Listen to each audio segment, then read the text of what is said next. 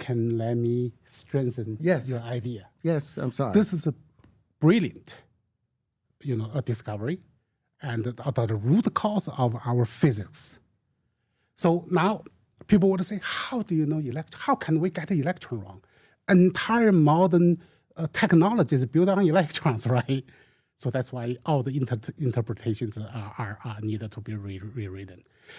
So let's assuming electron is negative charged and proton is a positive charge.